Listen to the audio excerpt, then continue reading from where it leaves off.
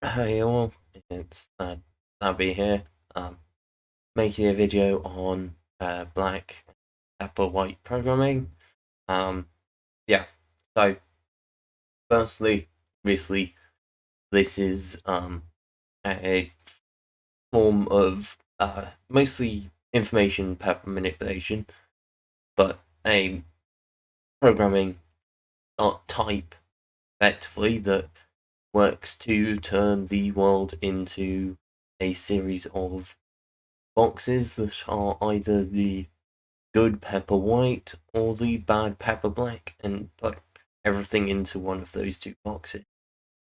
Um, and as to the why, the control technique effectively, okay, it's quite clear that controlling pepper information is a rather key part to any effective control system.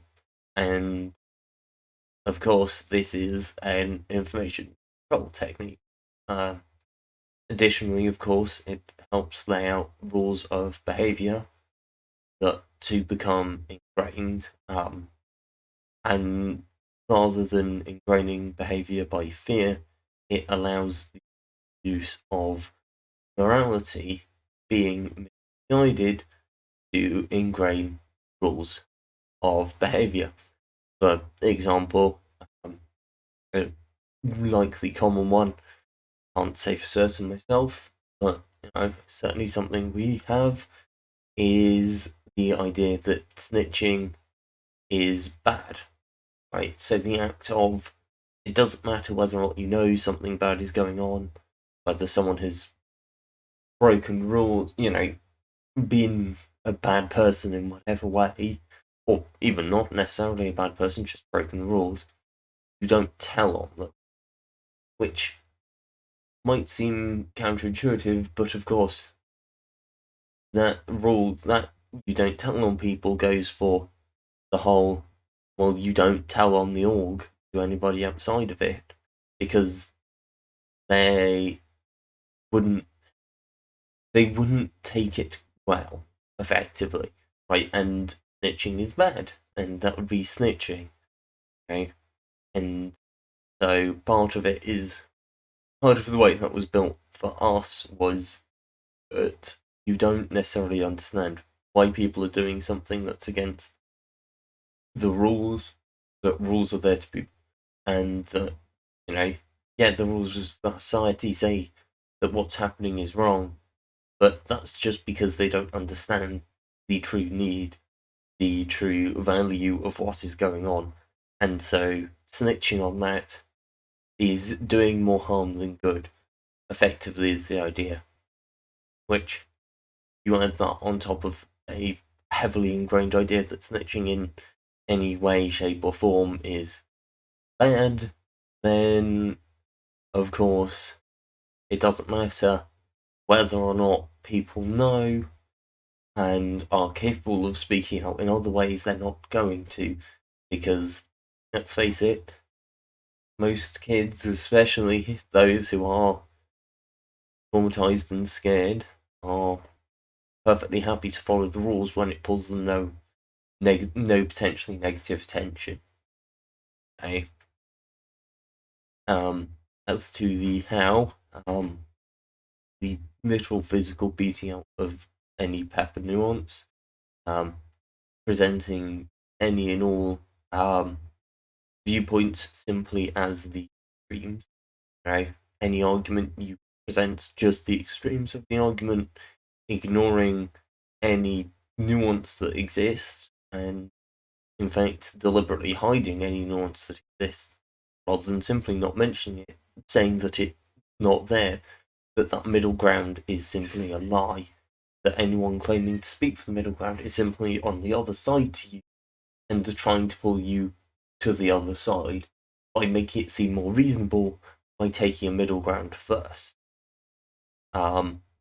It feeds on the relatively natural uh, ability of, or desire of the human brain to categorize things and to group things in and group people and ideas into us and them, into right and wrong, and that it gets manipulated and turned up to basically exceeds where it's naturally helpful anymore, as simply a way of processing the large amounts of information that are available and ensuring that you know who you can trust, but rather becomes a way of limiting to useful information by categorizing it as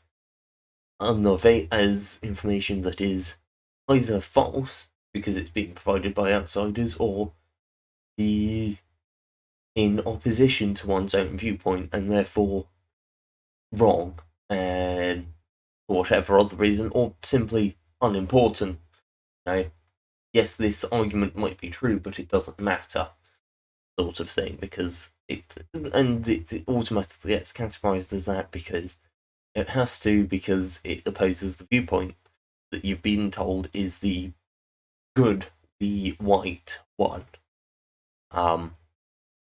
Yeah. Of course, there is also relatively standard run-of-the-mill propaganda techniques used, and harsher forced association.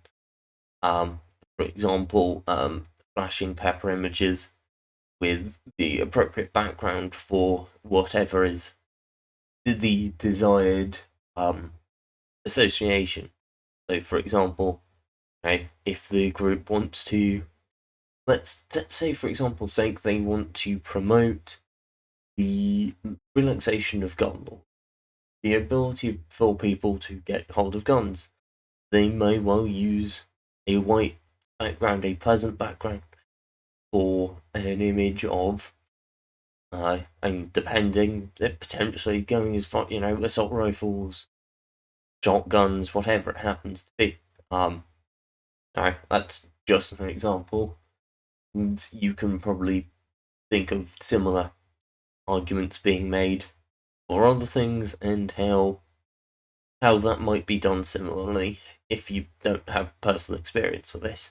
In which case, digging through, although probably helpful for healing, at some point not necessarily a recommended idea, without preparation. Because, in fact, yes, as far as healing goes, the first step is generally just slowing down and thinking things through and looking for nuance, rather than just going based on gut instincts, especially when people present a new viewpoint or a new argument. It's worth slowing down and seeing if what they're saying has any value, and looking for the nuance in that viewpoint and in that argument, regardless of whether or not you instinctively agree or disagree with what's being said. Consider it, think it through, and rationalize why your opinion is where it is, right? That's important to this, and to breaking this actually, is rationalizing your opinions. Why it is XYZ a value you hold. What arguments do you have for XYZ thing? Are you happy to stand up and debate someone not on emotion, but based on logic and rationality, or with someone who opposes your viewpoint? And are you going to listen to what they're saying and either be able to make counter arguments, or if you realise that if they have a better argument, concede the point? You might not necessarily change your opinion, because it might be that there are better arguments for your viewpoint, you just didn't have access to them at that time. That's not, but at least conceding the argument and going, yes, at this point you've won. You've won the argument, and looking into changing opinions. can you change your opinion when someone presents a good argument, or are you locked into this for no rational reason? And where it's the case, look into that, try and find the source of that, and try and slowly work through that. It's likely at that point to be, not necessarily anything traumatic, but certainly a product of your upbringing, and one that you probably want to look through and consider, and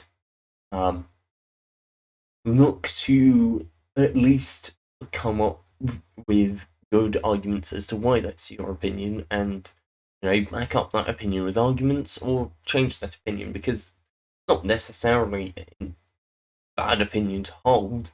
It might just be that you're holding it for poor reasoning, and that's not what you want.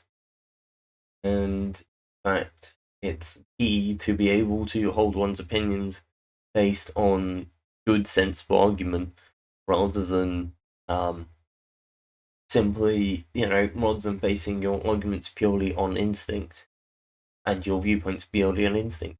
Although instinct is incredibly helpful in some instances, when there isn't the time to make a considered rational decision, instinct is excellent, but a lot of the time there is that time, and where there is that time, do make use of it. Well, obviously if that time's not available, then follow your instinct, because it's the only option you have beyond random chance, and random chance is unlikely to work better than instinct. Anyway, I think that's everything. This system signing out. Hope to catch you all next week. Please do remember to like, subscribe, comment, especially if you've got any questions you want answered. Be happy to answer them either in the comments or in another video. So catch you all next week.